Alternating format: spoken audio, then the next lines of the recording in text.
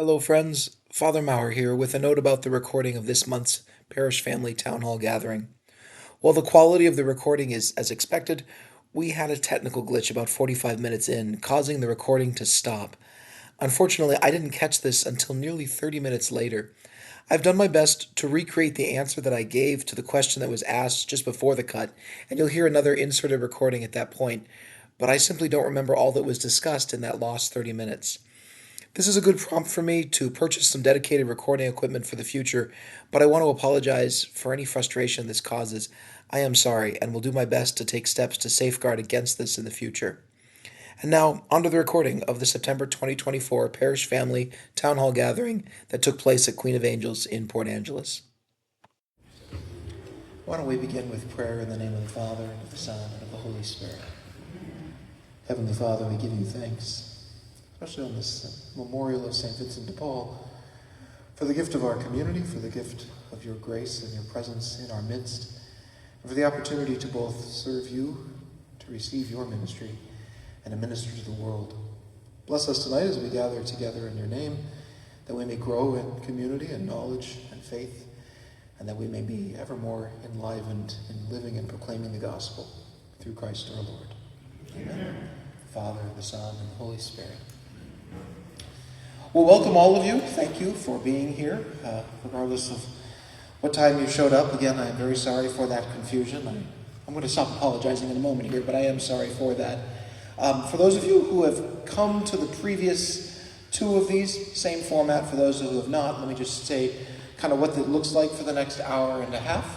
So I'm going to spend about 15 to 20 minutes, usually it's about 15, before I run out of steam, just sharing the latest updates, how things are going, things that are kind of on the horizon for things in the parish family.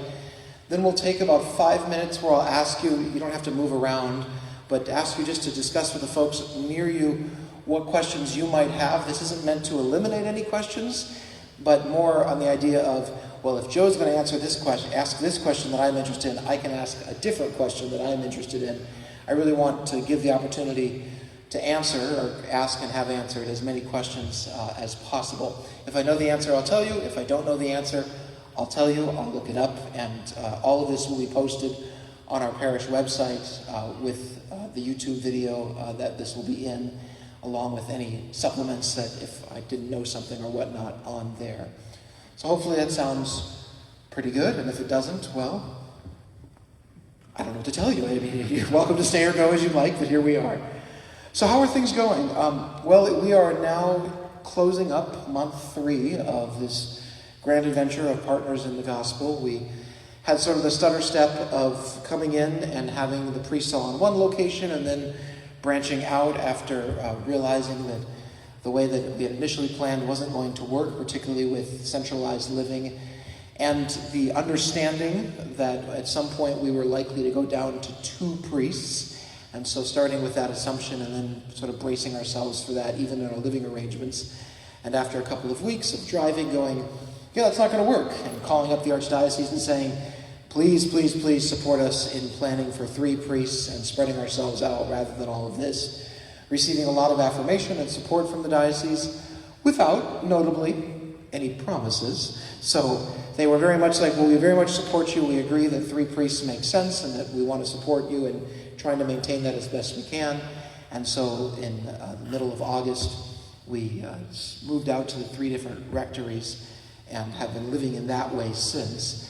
And we've been adjusting with the mass schedules and whatnot. We're in discernment still about the resumption. Not that that's in discernment. It's going to be a resumption of the vigil mass at Port Townsend, and currently discerning about the vigil mass, particularly here in what we're calling the central region.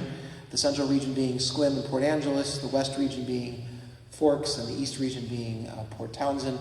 And the central region, if we start the vigil mass at Port Townsend, as we will in January, we have to have that priest who's currently doing one of the vigil masses in the central region go there. So we are in conversations. I think we have our next pastoral council meeting in a couple of weeks. I'm looking at one of the council members. In a couple of weeks to begin that conversation more in earnest about where it should be at St. Joseph or Queen of Angels, and then on the 3 Sunday masses, because we have to add a Sunday mass, what that schedule should look like, how the differences, which location is which for each of the times. So those conversations are going on.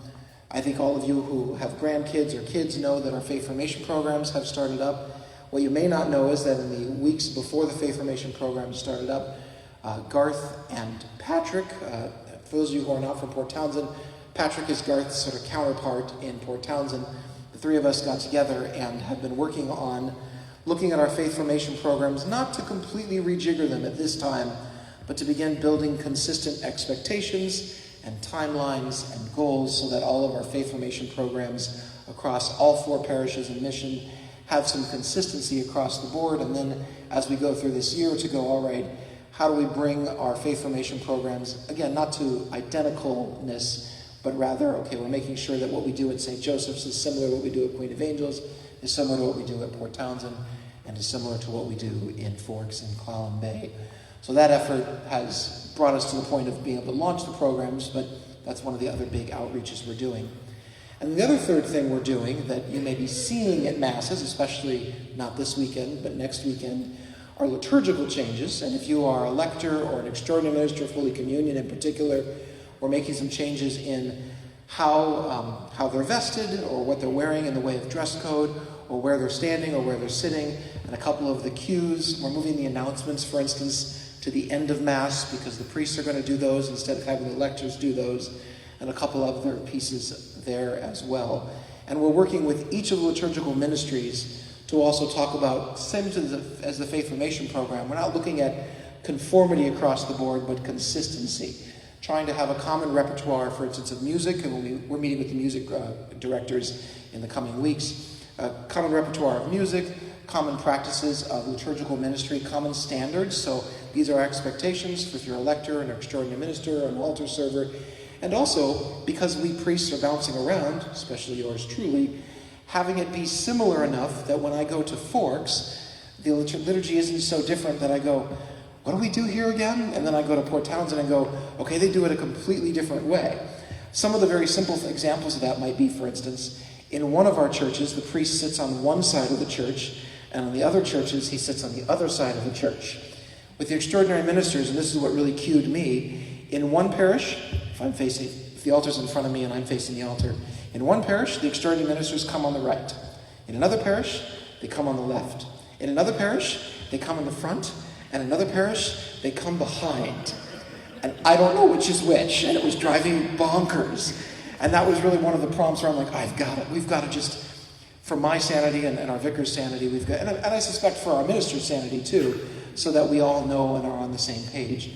So we've had these movements. And I'm painting in broad strokes. When it's time for questions, if you're looking for some specifics there, happy to see what I can do in that regard. But I'm painting in broad strokes to emphasize these efforts, especially in faith formation and liturgy, to begin moving us towards common practices that are consistent across the board, mostly because this identity of a parish family that we're living into.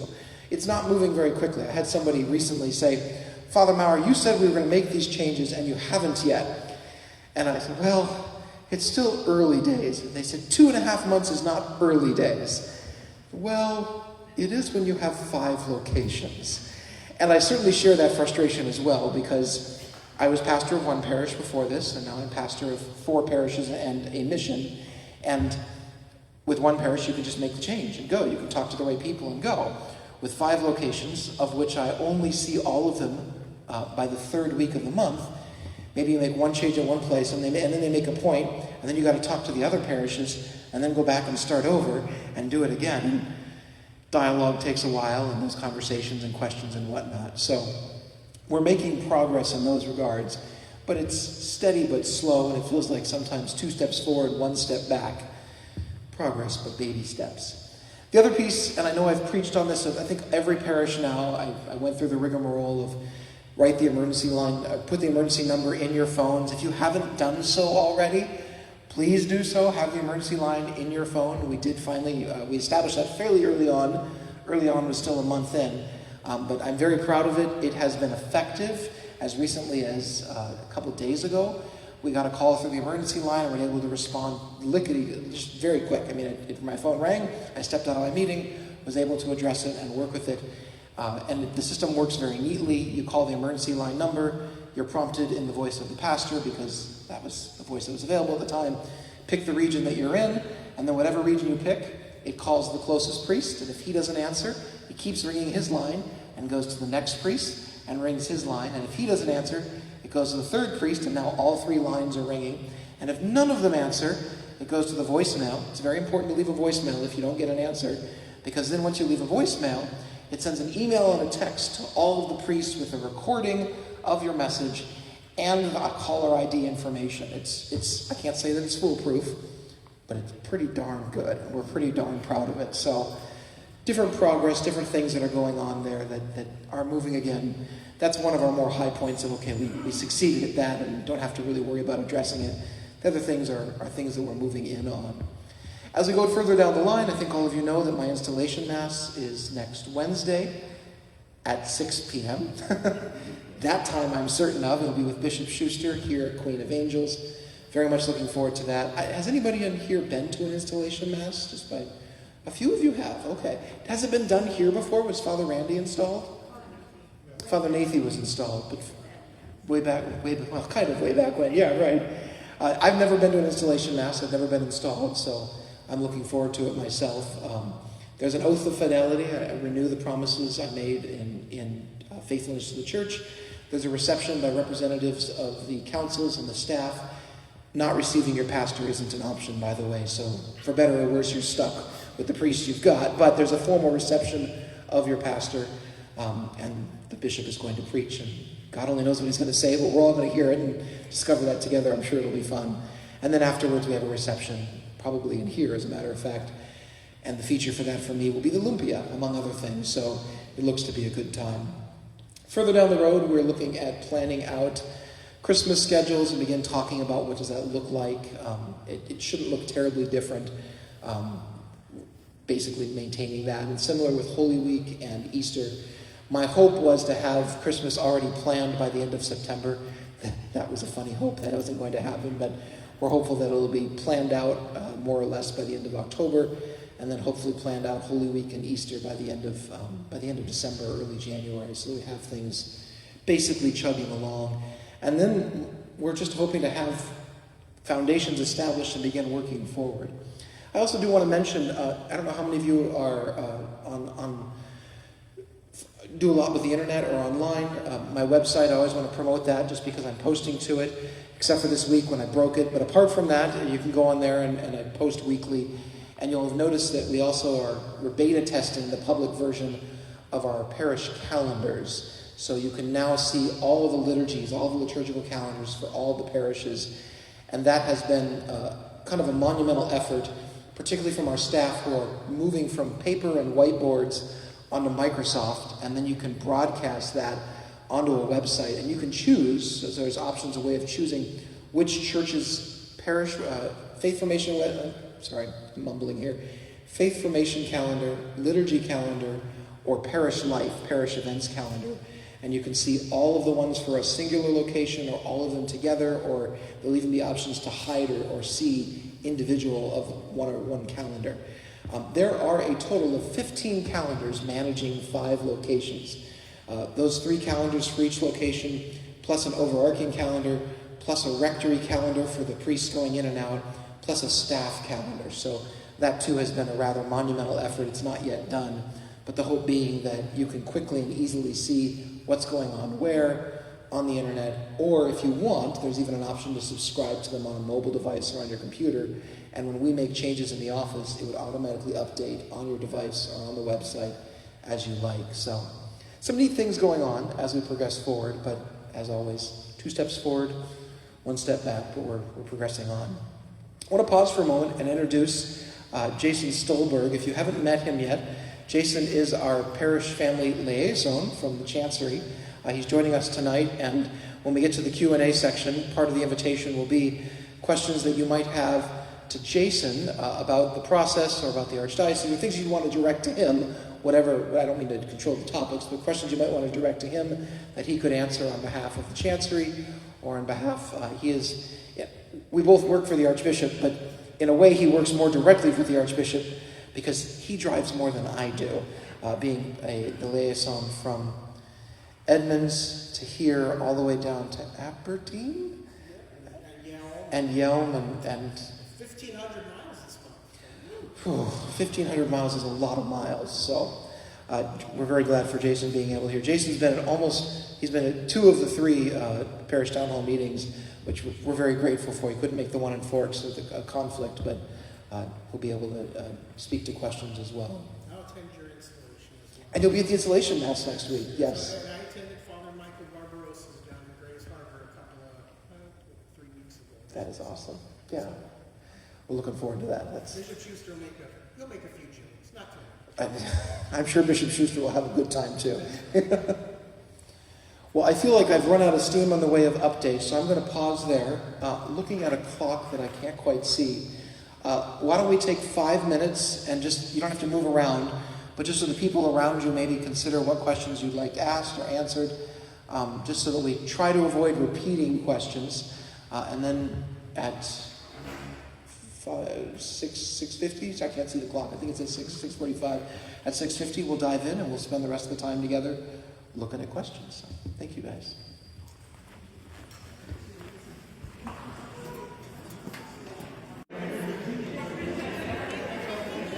All right, it's 7:50.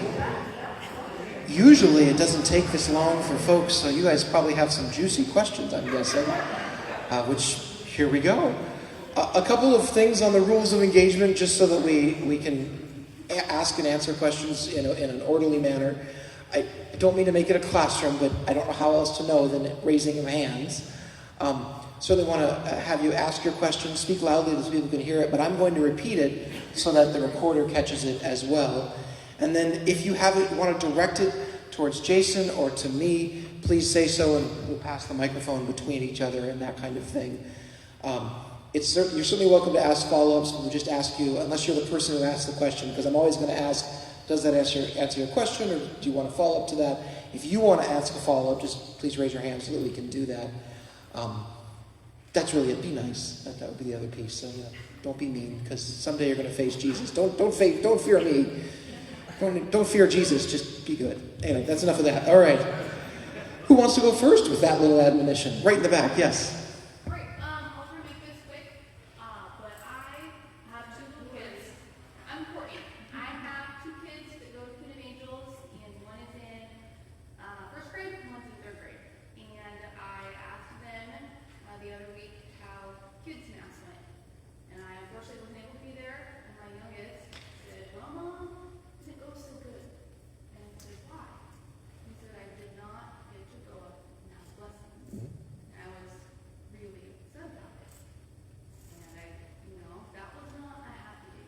Sure. And there was a lot of other kids, and I just, in all my years of being born and raised into faith, I've never had a priest deny a child a blessing.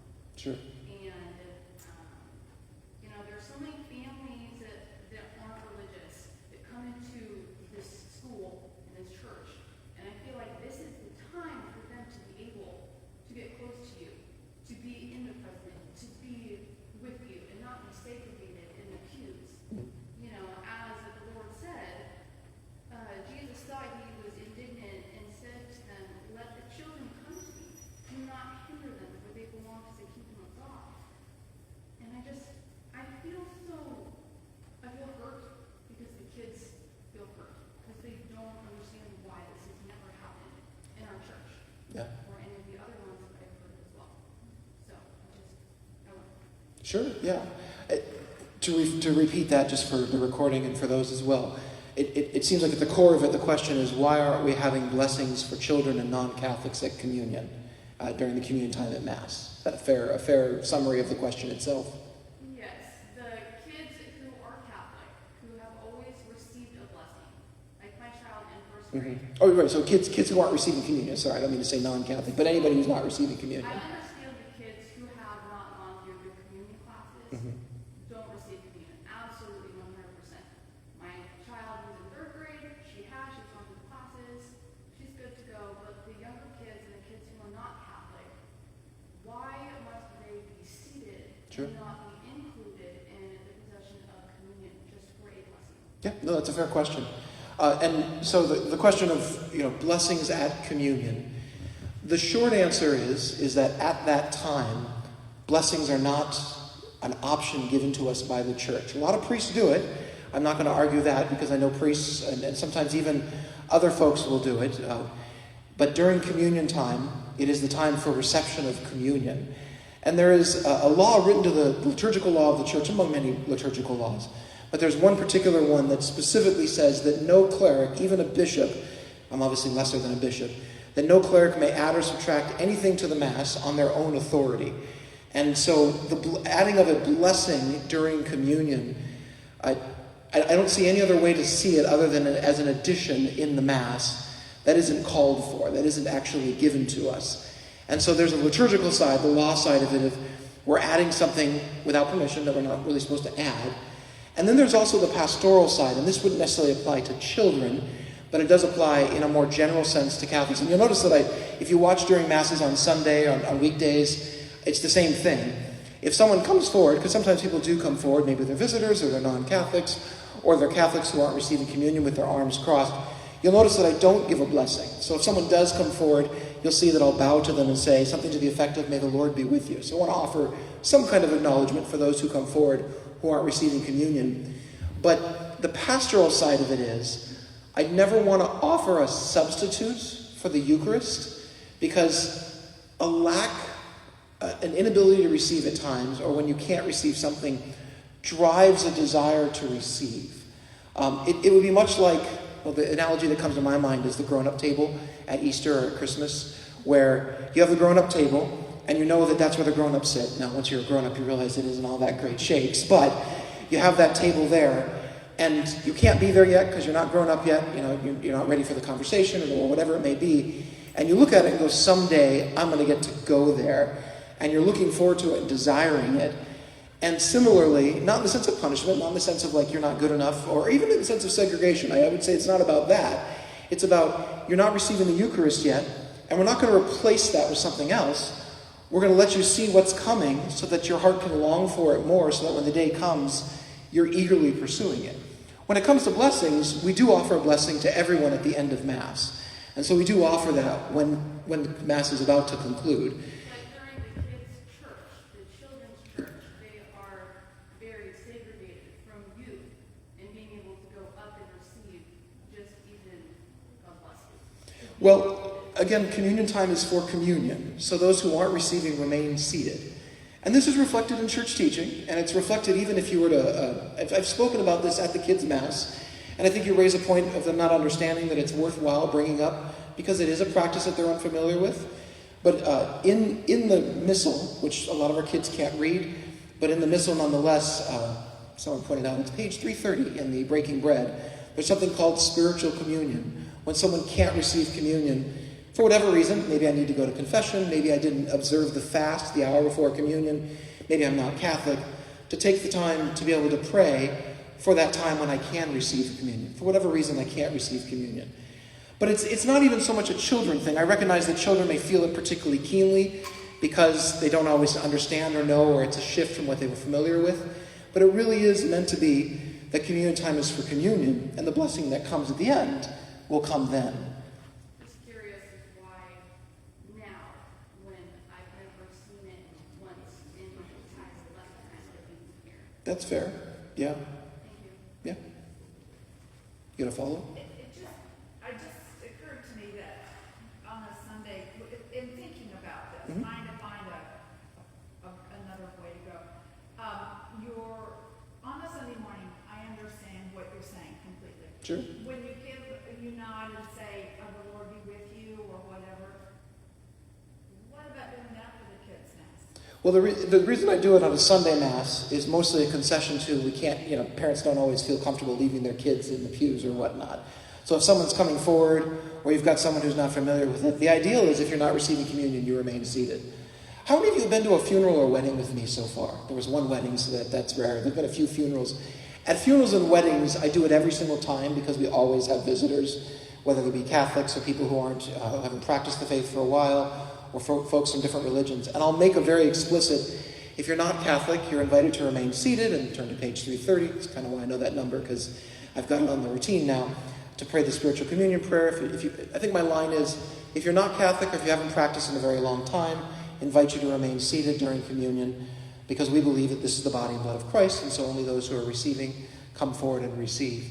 But again, when people can't remain seated, want to offer some kind of acknowledgement. But with the school mass, because we've got teachers, because we've got folks who are there monitoring the kids, having them remain seated avoids that necessity of some kind of acknowledgement. Because again, even the acknowledgement is an addition. I'm trying to minimize those additions without, if someone does come forward, if I just stand there and stare at them or shoo them across, I think that's going to do its own damage that I don't want to inflict. So there was someone there and then someone over there. Yes? Hi, I'm Callie Jones. I've got 5 kiddos, and 4 of them attend community schools. I wrote up something because I tend to ramble, but it was on this subject. Okay. Is it a follow-up question? It needs to be a follow-up question, otherwise, because it's not meant to be happy to answer a follow-up question. Otherwise, maybe afterwards we can exchange whole dialogues like that. Okay. Sure. Just a couple things. I would like to add that the student mass, I feel like, is a bit of a mess. So we can, talk. Sure. About that. Physically, it's just a little bit of a mess. Oh, okay. But I wanted to read something I found, it's a remark from another diocesan priest who used to be a priest here. Again, this isn't the time for that, so I'm happy to read that afterwards, but if you had a follow-up question, I'm happy to answer that question. No, I guess. Okay, all right. Happy to hear that afterwards, but want to limit it to question and answer. Just a suggestion, after Mass, after the students Mass, the kids who can't get blessing, maybe you could go over to the school right after Mass and give them a blessing. Well, keep in mind that there is a blessing built into the Mass, so that we have the blessing at the end of Mass for everybody. So, The little guys get an extra blessing. You can't get enough blessing. I feel kind of like it's asking for dessert again after you've had a piece of the pie. Like, at some point we go, all right, you got a blessing, and a blessing is a blessing. Kind of a follow-up question. I'm from the public school side of the parish. Sure. This is another one. And when I was growing up, many, many years ago, we public school kids got one mass for the entire school year Yeah. for us to participate into the mass. And of course, it had to be very limited because there was 8 grades. Yeah, yeah. Yeah. And big schools too, yeah. No, but this was just public school kids. Okay. We had, I don't know how many public school kids this is in the parish. Are you planning on offering the opportunity of our public school kids participating in the mass the same way that Catholic school kids do? Am I? Incorporate that somehow so we can have more of that experience? Forgive me, I'm going to repeat your question, but I'm not actually sure I understand it. Are you asking if we're going to have a Mass? No, I'm not asking for additional masses. So I'm public school. Thank you for that. I teach in Hamilton Elementary. Okay. Okay, maybe once a year for the entire faith formation program, my family, me as a child, will Sure. be able to participate in mass at the parish. Whereas the Catholic school kids will do it more often, depending on how you're doing it. Right. Are you open to the idea of allowing the public school families and children more opportunity to participate probably in weekend masses? Am I open to the possibility of public school kids participating in Mass? Yes. Not sitting in the pew listening, and not in altar sermon. Oh, you mean the kids ministering at Mass? Yes. Forgive me, I'm sorry. So you mean, am I open to having the kids be like ushers, altar servers, lectors? Yes, I am. You should know, currently the Archdiocese restricts particularly lectors to those who are baptized and confirmed. We have a special exception. Literally, the Archbishop has said, I'm going to change the policy.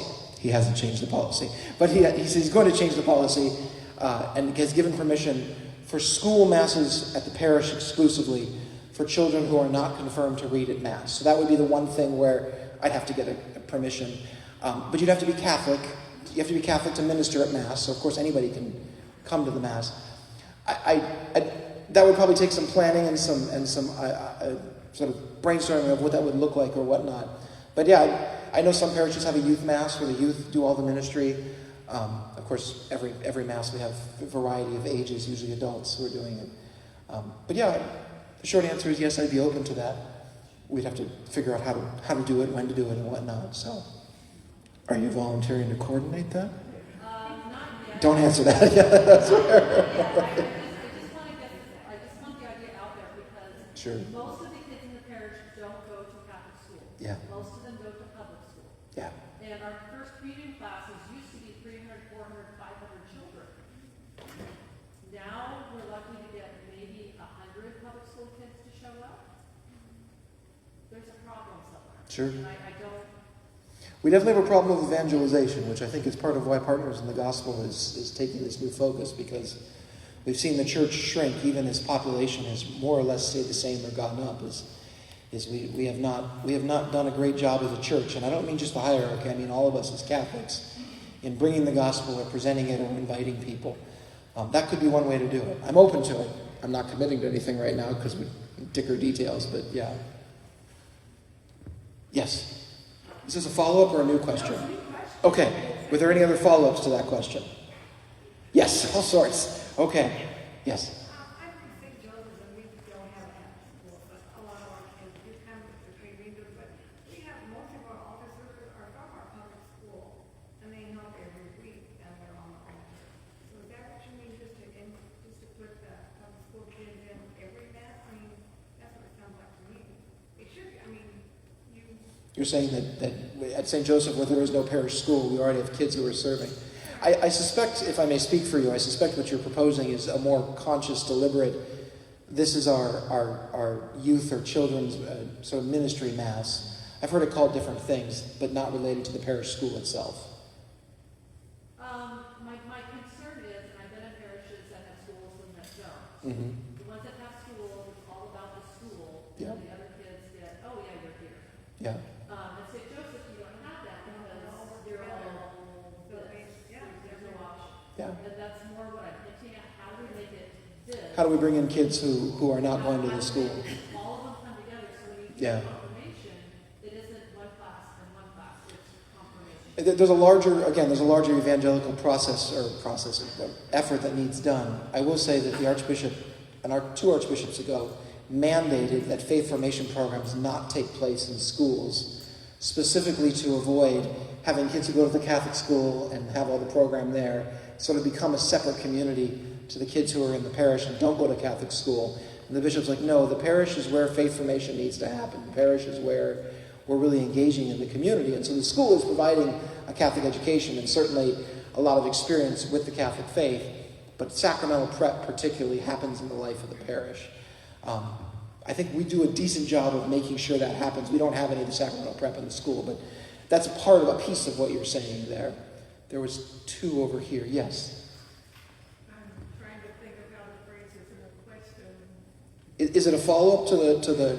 Okay. Yes. Fire away. Are you aware that having the kids all stay, the non-Catholic kids stay in the pews and everything, it makes the mass like herding cats? It's just a disaster. We're not used to it for sure. It can be done well, and it will be done well. We've only had 4 school masses so far. So we're, part of this too is learning how to do it a different way. Yeah. And also, are you aware, as I am as a Eucharistic minister for a lot of years, what an effect that coming up, even though they don't get communion, that makes on those kids? That we've seen kids bring their whole family into the church from that experience. Yeah. It's very special experience. No, and I see the argument. So you're saying, do you see the value of having kids come forward, receive a blessing, and then feel inspired by that? And I see that happens. Again, I would counter propose that's not the only way that it can happen. And perhaps most importantly, to where I stand, I'm not allowed. Like the church is very clear that I can't add or subtract anything from the Mass. And that's my starting point, honestly. When it comes down to it, I am both bound and must be observant of the laws of the church. And I know that other priests have done it. Clearly it's been done here. But it's also like, all right, this is something that the church doesn't say, hey, you can add or subtract to the Mass. And so I don't. And so it sounds like part of the work that needs to be done is making sure that we explain and catechize and say, okay, here's why and here's what, and here's how you participate in the Mass as well. Because communion reception of communion is a major part of the Mass, but it's actually not the primary part of the Mass. The primary part of the Mass is the offering of the sacrifice of Christ on the cross to the Heavenly Father. And then we receive communion as part of our participation in that. And for those who can't yet receive communion, we want to invite them, we want to draw them in. And part of that really is saying, hey, if you can't yet receive, we'd love for you to consider that, whether it's the kids themselves or the families and the part of the kids. Patty was, I believe, next. Just a follow-up to that, and I'm kind of confused. Are the public school kids not participating in, like, altar server training and stuff like that? I think perhaps we've got two different issues going on. One of the blessing of kids during communion, and one of the question of public school participation. I'm going to distinguish between the two and just say that one I think is a project that we can approach later on rather than trying to discern all the facets of what that looks like. So, yeah. Yes? Part of the way to ask the question. Would you be willing or open to the possibility of waiting to change that until we hear, say, from the Archbishop? No, I would not be willing to wait to change it. The law is very clear where it is now, so you're certainly welcome to reach out to the Archbishop, but you need to know that the Archbishop himself doesn't have authority to change it. It's literally only the Pope who would have authority to change it. And part of the history of blessings at Mass come from John Paul II himself, because it was, I want to say in the 90s, there was some big Mass in Rome with dignitaries present, and he blessed them. And the thing that is difficult is the Pope is not bound by liturgical law. So he is welcome to change it or not change it as he sees, or observe it or not observe it within certain bounds. But that would be one of the bounds that he's within. But because we're not the Pope, we are bound by the law of the Church. And so even if the bishop were to call me up and say, Jacob, I want you to do this, I would respectfully say, Archbishop, I can't. Because the liturgical law is very clear. And I wouldn't say that with defiance. I wouldn't say that with disrespect. I mean, I promise respect and obedience. But part of the hierarchy of the Church is that when the Church speaks authoritatively, there are levels, and that particular one is above even the bishop. And the bishop actually quoted that particular piece in his, he put out a letter on the Eucharist. It was during COVID. I want to say it was 2020 or 2021. And one of the few quotes that he quoted from Vatican II, Sacrosanctum Concilium, I think it is, no cleric, even if he be a bishop, may add or subtract from the Mass on his own authority. Like, he was very much like, do what the liturgy tells you to do. And he was addressing various things. The Pope did make a change to the liturgy years ago, Pope Francis. I don't know if you all remember. It used to be the law of the Church that at Holy Thursday you could only wash the feet of 12 men. It was written into the liturgy. It was required. It wasn't always followed. Admittedly, there are guys who are like, well, I'm not going to follow that law. I can't speak for them. But Pope Francis, one Holy Week, went ahead and washed the feet of men and of women. I believe in a prison, in fact. And there was a big kerfluffle among those who were watching, like, what is he doing? And people were like, well, we're going to do the same thing. And I remember having this conversation with my pastoral council at the time, saying, the Pope can do whatever he wants, but I'm not free to do it. And the next week, the Pope released a document signed by his Congregation of Divine Worship saying, I hereby authorize all priests in the world to wash the feet of men or women at Holy Thursday. I went back to my pastoral council and said, bring it on, let's do the thing, you know. But it would literally take an act of the Pope to change that law, because he is the one, he is the arbiter of the law, of ecclesial law, not divine law. So if it was a biblical scripture, which it's not, obviously he can't change that. But that's where I'm at, is that the law is very clear. And I wanted to start off with the beginning of the year with this is something that is clearly not given to us in the liturgy that we can add or subtract. And so when I talked to Cece, I said, hey, there's a simple solution to this that involves having the kids who aren't receiving remain seated and the teachers who aren't receiving remain seated. And then I talk about it. So the first two Masses I wasn't at Mass today because I was at a training in Tumwater, explained to the kids. I can continue to do that, and I'm visiting classrooms once a week. I'm at the playground, so my hope is that the kids who might want to talk to me, but also in the classroom, we have the opportunity to talk. So there's efforts there to be made. But no, I wouldn't put it off, because I am bound by the law, and I have to follow it, and that's an important piece. Well, two quick clarifications. Is it doctrine or is it discipline? It is ecclesial law. It's actually neither, I guess discipline might be that way, but it is a discipline on the level of liturgical law. So it could be changed but it's the Pope who'd have to change it. That's the key. Okay, so it can be changed. So discipline, I think, is open to. Yeah. No, it can be changed. Clearly, yes. It's just not something I or even the bishop can change. Well, the second thing is it's the culture, I guess, if you will, in the United States. Like the bishops and the priests have made it a culture. Yeah. So this is across the United States. I won't even argue that. I think a lot of priests have done us a little bit of a disservice in choosing and picking what they will do. Sometimes it's because they were raised that way. I have made mistakes in liturgy over years, only to come to a parish and have someone say, "Why do you do that?" I'm like, "Because it says so." And they say, "Really?" And then I look up the liturgical law and go, "Oh, that's not correct." So I don't want to attribute malice or ill will, but you're right that it does hurt the consistent practice of the church when we don't follow what is given to us, and it could create a culture. But I can't subordinate myself to the culture that's created. Ultimately, at the end of the day, I have to follow what the church says. This is what we do, or this is what we don't do. Yes. This is a follow-up to the public school. Yes. Only because Yeah, no, that's fair. for last year, we did a family mass once a month, and that was to create more of our kids in doing those services. Yeah. We had as lectors and ushers and choir. And we did that on the same weekend we did our family faith formation. Yes. But the thing was, it was the same kids over and over because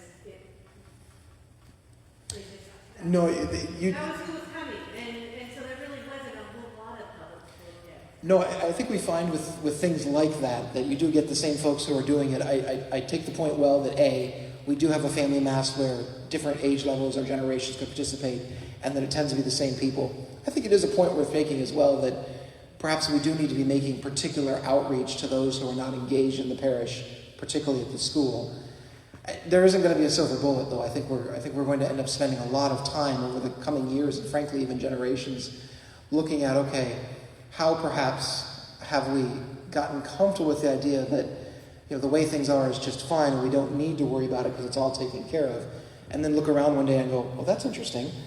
We're missing certain population sectors or different groups or different cultures or different ethnicities or whatever it might be. But yeah, we do. I think we still have the family mass, but I'm not 100% on that. Oh, maybe not.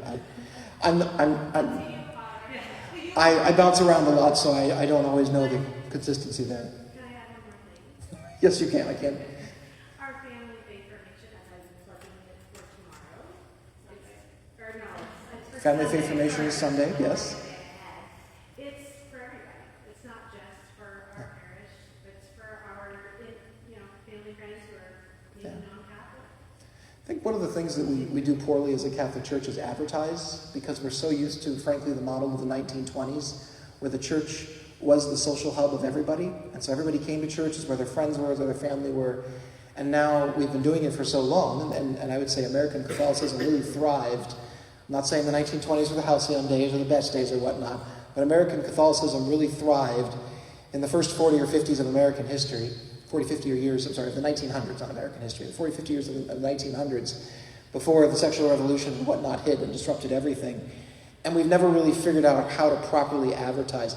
One of the things that was a conversation in Forks recently when Father Ed had his event with the relics of Blessed Carlo Acutis was only after the fact we had conversations about maybe we should have advertised in the local newspaper that this was going on, that these things were happening.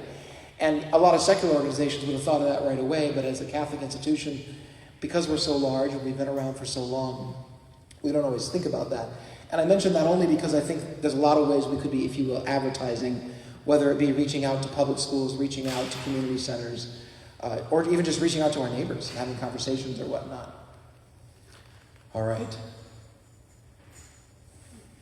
Yes. I'm going to make this the last question on the subject just so we can go to other things too. Okay, all right. Okay. So I have a question about security in the church. Security in the church. I was Shoot. sitting there, a man came in who was clearly not in his right mind and wanted to punch my husband. Okay. Touched the top of my head, and it was alarming. I did not feel comfortable, and I was wondering if you have touched back with anybody in the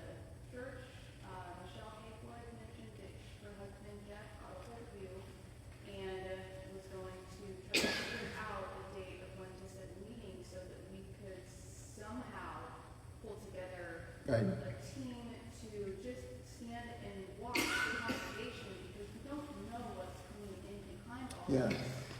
Well, And are we it's- going to Yeah, so you asked a question about security in the church, and you reference a person who reached out to me pretty early on when I got here. You probably know the answer that I gave to him, which I'll happily give with all, which is I'm not creating a security group for the parishes, because that very quickly becomes an escalation thing.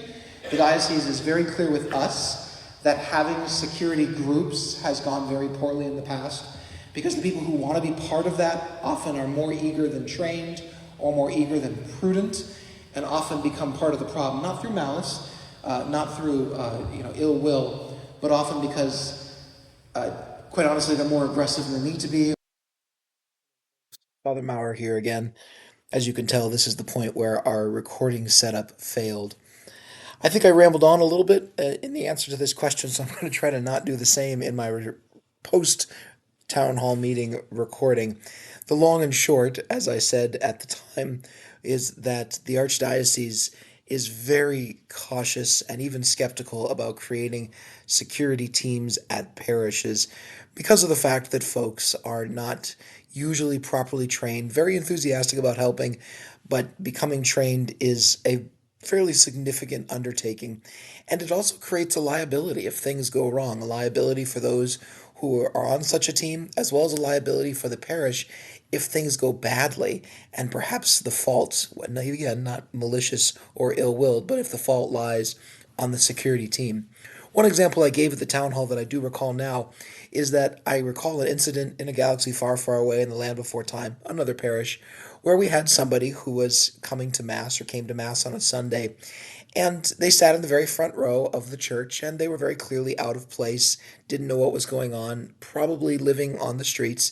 And when it came time for communion, saw that everyone was coming forward to receive communion, and perhaps understood in their minds that this was a time to perhaps give out food or give out treats. So kind of sweetly, but wrong-headedly, went around to everyone in the first couple rows offering Skittles from his bag, which was a very kind gesture, but clearly not fitting to the Mass.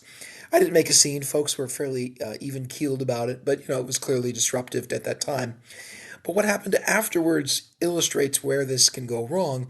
A well-meaning parishioner went up to this homeless man and confronted him about his behavior during Mass, and did so rather aggressively, scolding him for behaving inappropriately, and at one point apparently putting his hand on the man's shoulder to sort of get his attention as he told him what he did wrong.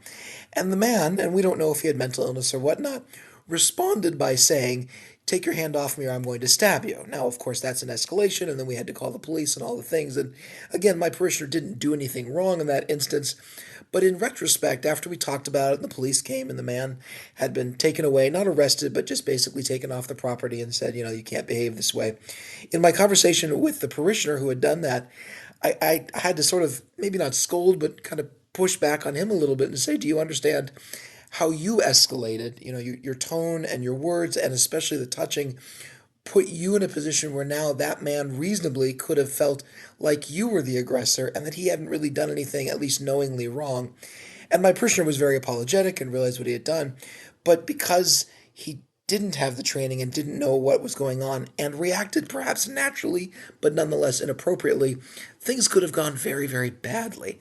And now I want you to imagine how this could go even with a security group that maybe does have some form of training, but not the practice at it. This isn't going to happen very often.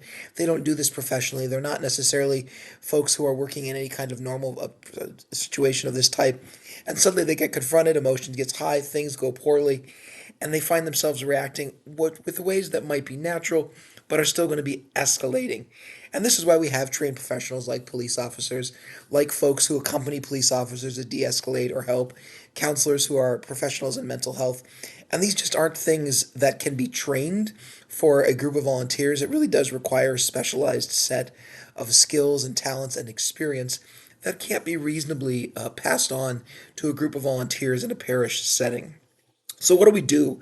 Well, the short answer is that we do need to train our ushers so that if something is going on, they don't step in, and parishioners shouldn't step in unless there's an imminent threat, like someone is running at somebody or threatening somebody, and they can need to pull people out. But really, our response, and the diocese really pushes us in this direction, our response is to remove ourselves and remove those who are vulnerable from a dangerous situation, to get out of that circumstance. And so ushers would help people leave or help get people who can't get out to leave, and someone to call the police, to call for emergency aid.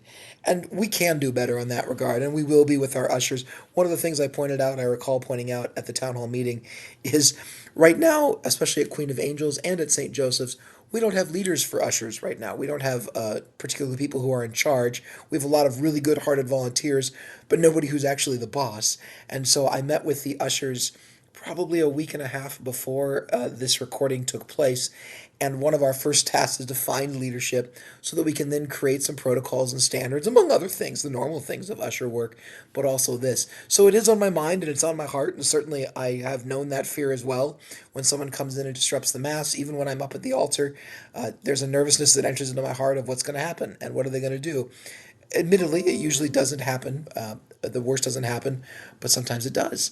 And so we do want to be prepared for that in ways that are not putting anyone on the spot to have to react in a perfect way that they're not necessarily trained for, prepared for, but does have a correct protocol of how we call for help, how we get people who are vulnerable out of the way, and how we go from there. So it's not a bad request, and it's certainly not a bad concern, but it is one that we have to approach to a degree of relying on real professionals, and we can't really make volunteers or put volunteers in that position because we just don't have that kind of experience or training or professionalism across all of our parishes. And we really do want to rely on those who have that and really train ourselves and our ushers to look for those opportunities or look for those moments, and when it comes, to be able to act in a way that gets people out of any immediate danger and calls for professional aid, especially through the police, if we need help ourselves to get people to be behaving in Mass or perhaps even ushered out. All right, thank you for listening to that. I'm sorry about the loss of the other things that might have been discussed. We're going to resume now the regular recording, and you'll hear me just say in a moment in the recording where I realized what had gone on, and then we'll recover from there. I do again apologize for the disruption to the recording, and we'll be working on a solution to see if we can't safeguard against this in the future. You have a ministry that's in that spirit, then yes, definitely bring it forward. For those who are listening on the recording, it just glitched out and we lost I don't know how much time, so that's going to be fun to figure that out. So thank you, Jason, for that. I appreciate it. I think you had your hand up next. Did you lose your question?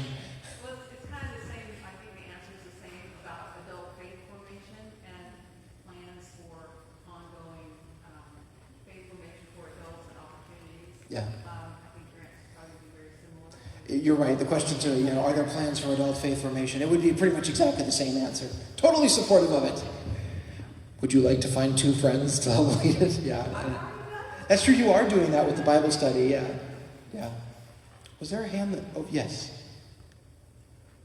Well, I have a big concern about the availability of Mass to people in chosen people try to see.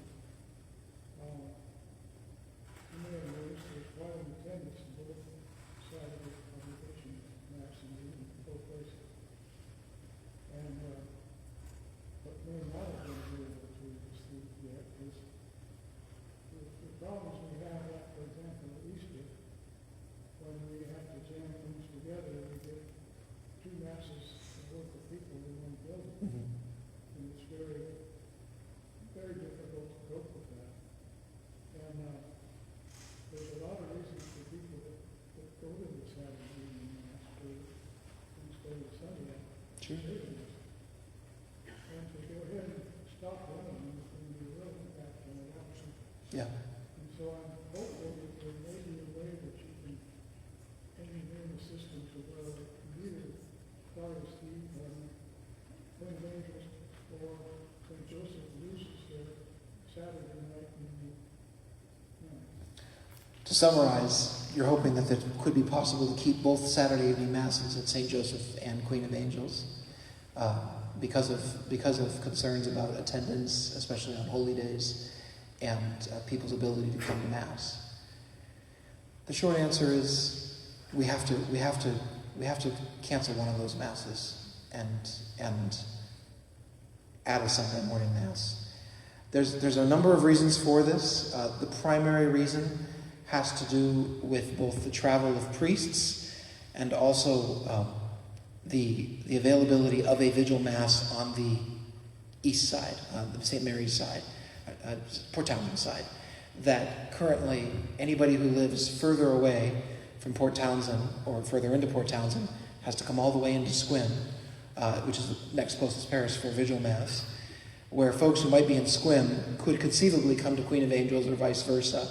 And so having vigil masses spread out so that they're more or less evenly distributed so that folks who live on the peripheries of those sort of hubs could still come to them in some reasonable manner. Our capacities, our numbers, are, as you say, that we need 4 masses between St. Joseph and Queen of Angels on a weekend. And so that's why we're going to add a 3rd Sunday Mass. But the distribution of vigil masses is specifically so that there are vigil masses for those who can't come on a Sunday. Public transport doesn't run on Sundays, I think in both counties, Jefferson and Clallam County. And so not having a vigil mass at St. Mary's means that there are people who just can't come to Mass unless someone drives them, which may or may not be feasible. And so having one vigil mass that is either Queen of Angels or St. Joseph, so that folks who need to come to a vigil mass have an option. I'm not going to pretend 17 miles is nothing. I drive it a lot. But it's still less than anybody who'd be coming from the peripheries of Port Townsend trying to come into either Squim or Port Angeles. And again, this is the consequences of our practical limitations. In order to pull off vigil masses with the number of priests we have, we have to have it both spread out, and the priest is kind of stuck. I want to anticipate what might be a question on your heart that's come up in other town hall or conversations. Father, why can't we have 2 vigil masses? Technically we could. I just want to own that right now. Canon law says that a priest may offer a maximum of 2 masses on any weekday. Saturday technically is a weekday. He may offer a maximum, with the permission of his ordinary or archbishop, a maximum of 3 masses on Sunday. He has given that permission. Here's the problem. You can't cancel vigil masses on an ad hoc basis. So for instance, your niece is getting married at St. Joseph, but we have 2 vigil masses and one priest who's doing both of them. Let's say, for instance, I were to take on, as Father Randy did, a 4 o'clock vigil at one place and a 7 o'clock vigil at another place, and I had Father Ed in Forks and Father Golly in Port Townsend for their vigil masses, and your niece wants to get married on a Saturday. Which mass should I cancel for the vigil mass so she can get married on a Saturday? Or a quinceañera, or whatever it might be, or the ordination mass that happens on a Saturday, or other events elsewhere apart from our parish family. Allowing the priest to have the freedom to offer a mass as needed on a Saturday morning requires that he not be at max capacity on a regular basis, a scheduled basis. And so only having one vigil mass is a necessity at every parish. Every priest limits himself by and large. There are a few who do double up and end up not doing a 3rd mass. They can't do weddings, they can't do funerals without canceling those vigil masses. Theoretically, I could break the law and just offer a 3rd mass, but as priesthood is discussed, I follow the laws because I promised to do so at my ordination. And so the maximum of 2 masses on Saturday means I'm only going to do 1 vigil mass because I want to be able to have that freedom to offer other masses or go to other masses on Saturdays. And we're facing the consequences of the shortage of priests and the multitude of parishes that we have on the Olympic Peninsula. We're not done deciding, and we haven't come even to a decision. We haven't even met to really discern a decision about where the vigil mass would be and what the Sunday Mass schedule would look like. But we're doing our best, and we will do our best, to discern well where the vigil mass is, where it serves most practically for the vast majority of people, at least a large majority of people, and then a Sunday Mass schedule that allows for most people to come to Mass, the most people to come to Mass as well. I don't know what that's going to look like, and I'm hoping that with the pastoral councils, we'll be able to discern that as best we can. And then part of the thing of Partners in the Gospel that's worth remembering is that those decisions are not written in stone. So if in 6 months to a year, we go, this isn't working, we look at it and go, all right, let's talk about rejiggering this, let's talk about changing this. But we have to live within our constraints, as painful as that is, and it is painful, I'm not going to pretend otherwise. But we're stuck with living in our constraints because that's what we have. think we've got about 5 minutes. I can't quite see the clock. I think we have less than 5 minutes. Yes? Is it possible to have a Sunday night 5 o'clock mass? Is it possible to have a Sunday night 5 o'clock Mass? It's certainly possible. Keeping in mind the limit of 3 Masses on Sunday, it can be done. There are some difficulties on the human level. And this isn't even about preferences. Just keep in mind that your priests are fallible, not easily, but able to be tired. A Sunday Mass is never just as simple as the Mass itself. It's also about the prep work beforehand. And by prep, I mean being out in front of folks, greeting them, being with them. I don't know how many of you have stood outside of church for any period of time as you're coming in. Many things can happen when you're greeting folks. You have someone who comes up and says, I'm upset that you condemned, puppy kicking, and I really want to be puppy kicking, and I disagree with the church's teaching on that, and I'm upset with that. Or, I was getting married, I'm really excited about that. Or, I was just diagnosed with cancer, and I want to talk about that. Or, my grandmother just died. Or, I'm leaving the country, or whatever it might be. And I don't know how many of you have had multiple intense conversations in a quick, short period of time. That's every Sunday for priests, before Mass and after Mass.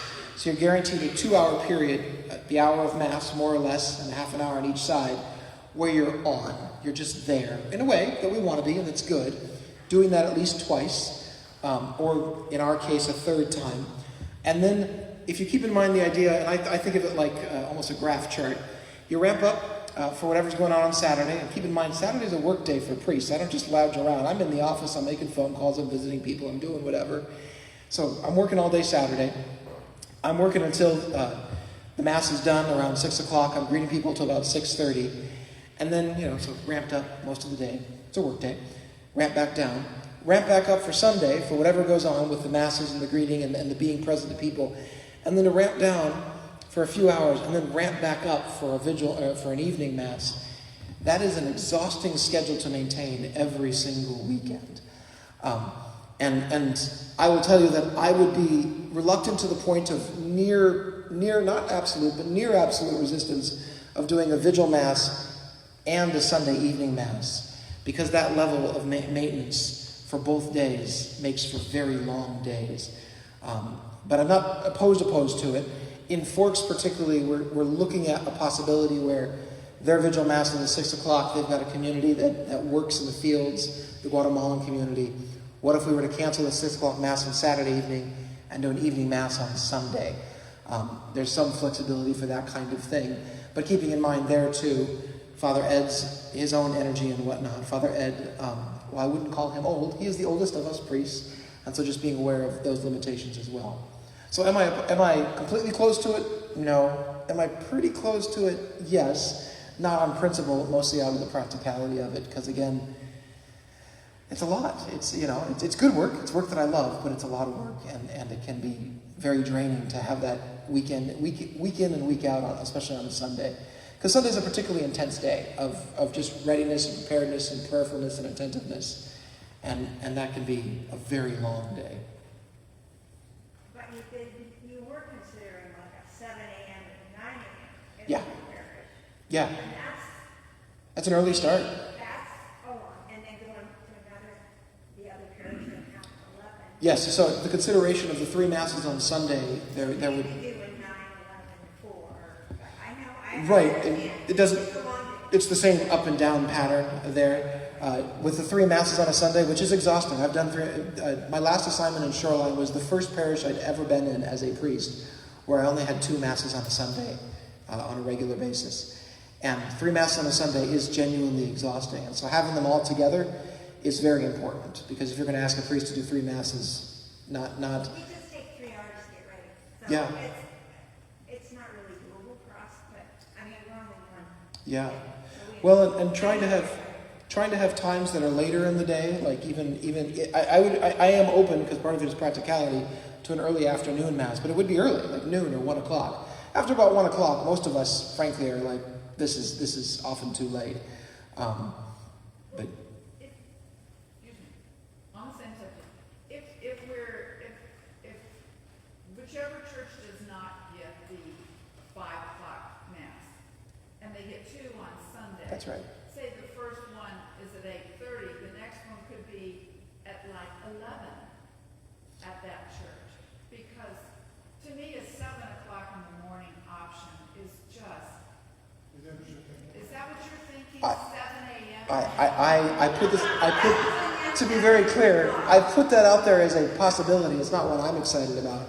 I'm not that early bird of a riser with other people. I'm happy to get up in the morning and spend time in the chapel with Jesus because he doesn't talk back. And when he does, usually it's real important. But no, I wouldn't be excited about a 7 a.m. Mass unless there was guaranteed attendance. If you're not coming to the 7 a.m. Mass, I'm not either. No, the hard part, I mean, a practical consideration that's in it is that 2 of the Sunday Masses would need to be at the same church in a row, because having one here, spending a half an hour to drive, having another one there, spending another half an hour to drive, and you're also talking about that half an hour before and afterwards. Suddenly you're spacing out Masses an hour and a half between to allow for the greeting before, greeting after, and the half an hour drive. And that's assuming the priest doesn't go long enough at the Masses more than an hour.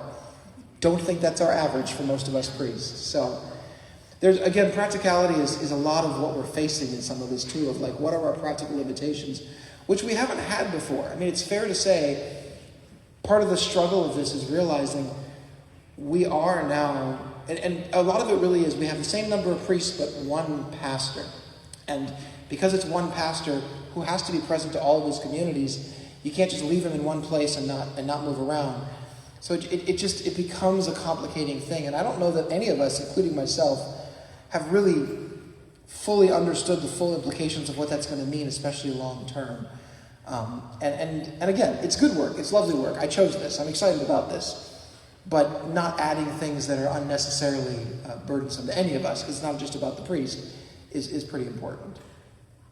To the young lady who behind, I'm assuming this is a follow-up? Yes. Okay. I have a priest friend who went to, he used to have a Sunday night mass, and he called it a priest killer. A lot of priests feel that way, that the Sunday evening Mass can be a priest killer. Again, it's that ramping up, ramping down, ramping up kind of thing. A lot depends. I have a priest friend, Father Dave Mulholland in Tacoma. He loves his 7 p.m. Sunday Mass. Absolutely loves it. It's sort of a quiet, contemplative Mass. I think he's nuts, but he loves it. I mean, so, again, preference is the lowest level of decision-making. It's allowable. There are times that it's allowable. I won't be making that decision based on preference. I certainly will happily share my preference, as I have here, but a lot of it really is practicality and, of course, the law of the church about the limitations of how many Masses. You raised your hand again, I'm assuming, for the follow-up.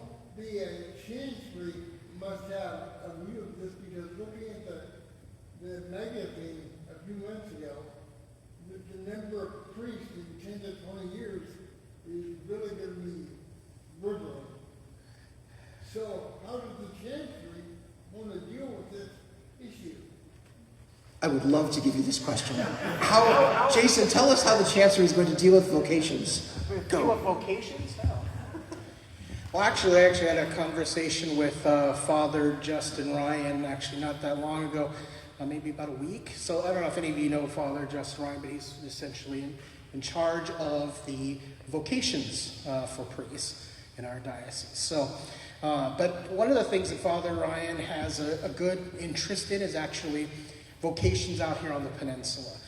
So that's one of the things that I brought to him to ask, so what's kind of our plan a little bit, our plan of action during Partners to bring attention to the vocations, especially out here on the peninsula, where I don't think there has been as big of a focus as I think that there should be, or as anybody really wanted there to be.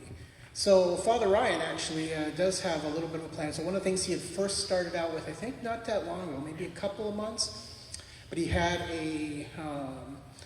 like an impromptu meeting or like social hour with the youth groups in Gig Harbor at St. Nicholas. So where he came, he answered questions about vocation, spoke about the importance of discerning with those youth for the youth and young adult ministries that are there. So that's one of the things that he's planning on doing, is coming out to all these ones out here on the peninsula, the different parishes out here, and have those kind of talks with those ministries. Talk in front of the kids, talk in front of the young adults. Here's what he'd tell his own vocation story. Talk about the importance of vocations. He has also a lot of good materials and things like that that are going to be distributed amongst the parishes and everything to be able to help you out with explaining vocations to kids and the importance of it. So, I mean, honestly, it all starts with that idea of co-responsibility that the Archbishop has put out as, a big important part of partners and why we're doing this and then what our roles are. And that's to be the ones who, out there not always, hey, Father Maurer, tell my son why he should be a priest, right? It's not up to the priests themselves. The most powerful thing are their own stories, right? Obviously, how did you become? What was your calling? What's your story on that? But it's also up to us as the community to really, get our sons to discern a little bit on the idea of being a priest. Not that it's, I feel like sometimes when especially because I've been I'm a catechist, also are in charge of our men's group in my own home parish, which is Holy Trinity in Bremerton. But with some of our young people, especially those like who are in confirmation, and this year I'm dealing with 5th and 6th grade, they think of being a priest almost like a punishment, or I don't have any other, options. I'm not going to be a professional ball player or whatever, so I'm not going to be an astronaut. So I guess I'm going to be a priest. That's the wrong idea, right? It's not a vocation of last resort, right? This is a lifelong commitment. It's a wonderful way of life. And that's the kind of a thing that, it's going to be up to us to be really taking charge of. So as much as Father Ryan can help, he can certainly help. He can certainly help build our programs for forwarding our initiatives on vocations. But it's up to all of us, honestly. No, and I think part of the hardship that we're facing too is the reality again that we do have a lost generation of Catholics. We have folks who don't come to church, and we are coming to grips, I think, with the reality of we need to go out and actually, all of us, not just the priests, because only so many priests and so many hours in a day of inviting people. And I had a conversation with somebody recently. We can always talk about doctrine and dogma and all these different things, but the most valuable thing that we have is, what's your story with Jesus? Like, what encounter with Christ did you have? Why do you keep coming back to church? Talk about, and maybe even rehearse, have ready in your heart, in your prayer, what made you Catholic? I mean, obviously baptism did, and perhaps your parents did as well, but what made you stay Catholic? What has drawn you into a relationship with Christ? And what does that look like? And what does it look like on a day-to-day basis? What does your friendship with Christ look like? I mean, putting those in those kinds of terms, because who isn't looking for that if they were in those terms? Most people are not looking for specific dogma or doctrine. I think a lot of people are looking for answers, which we have, which often are explained in our doctrine and dogma. What they're really looking for is an encounter with God who loves them unconditionally in a world that has lots of conditions on that. And for you to share perhaps your own search for that kind of love and how it was answered in Christ. And man, if every single Catholic did that, our churches, if they weren't full, they would at least be very busy with people who are like, I want some of that. What does that look like? How does that go? And then encountering the beauty of the Mass, encountering the various things of the activities of the church and the outreach and whatnot. Those are important, clearly important, but just that encounter with Christ cascades into all those other things. And the vocations are out there, but I think they don't necessarily know that there are even vocations because we need that missionary zeal to get renewed in our culture. Norm, you are my last question. Use it well. It's more of a comment than a question. Okay. When either of you are speaking of vocations, don't forget women. Our daughter is a Dominican sister. Sure. And she's very committed to her vocation. Yeah. And she graduated high school here, went to college elsewhere, and then her vocation came to her after she was away. So yes, please. Yeah, the conversation. Please do have the conversations with young women as well. The conversation of vocation definitely deserves the full broad spectrum of God's call, whatever it may be. It is. Comments. There's a couple things that I've observed that I think are really going well. And I want to just pass that along. So Great. Hopefully they will be continued. Okay. Because you've heard a lot of questions and why are we doing this, why are we doing that, and why are we not doing that. So many of you know I lead music at the Saturday Vigil Mass here at Queen of Angels. And once in a while, I go to the Sunday Mass here at Queen of Angels. Sure. And one of the things that I really have enjoyed seeing, and it's credit to young women here, their mothers, is the children that are here, Yeah. and the families. Because for a lot of years, and maybe this is just a demographic thing, you know, there's just not been a lot of young people Yeah. at Mass. And you are all doing it. And so thank you. Yeah. No, it's nice to hear that we do have Yes. ages across generations coming to Mass and participating and And for being all part the of the other, community. not just Mass, but Right, all the activities. faith formation and all that other stuff. Yeah. You're doing a wonderful job. So anything you can do to support that, I will appreciate. Yes, well, you know what I need? 3 volunteers who are willing to start ministries and do things. They are here. I see. Yeah. All right, Norm, this is your last comment. You've taken 2, so all right, fire away. And maybe involve Jason as well. Yeah. And that is one of the things that I really have enjoyed in this transition, but also in our previous history, is the diversity that we get from having different priests ministering to us. Because you all bring a different perspective, you all bring different teaching and abilities, and I'm hopeful that that is going to be able to continue, because it's a richness that if you have one priest that's assigned to this parish only, you don't get that. So I appreciate that richness, and thank you for that. Yeah, no, and there's a variety of us priests too. I mean, Father Gali from India and Father Ed. I'm the middle child, if you will, in the way of ordination. I've been ordained a little longer than Father Gali and a little less than Father Ed. And then age-wise, I'm the youngest. I think Father Gali's, I'm not going to say how many years, but a few years. And Father Ed, a few more years. And then our backgrounds, of course, are wildly different and whatnot. So I think you can count on that continuing as well.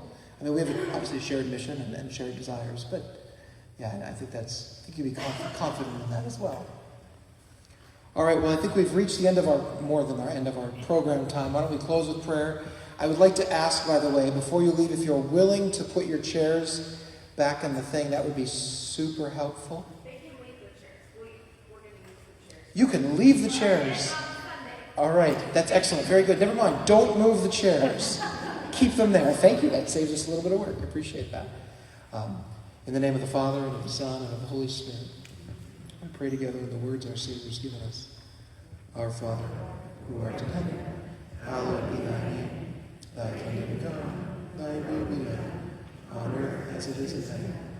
Give us this day our daily bread, and forgive us our trespasses, as we forgive those who trespass against us. And lead us not into temptation, but deliver us from evil. In the name of the Father, and of the Son, and of the Holy Spirit. Thank you all for being here, especially those of you who came at the advertised wrong time that Father Maher put in his pastor's notes. Thank you to Jason for being here as well, especially making the drive up to us. Have a good evening, guys.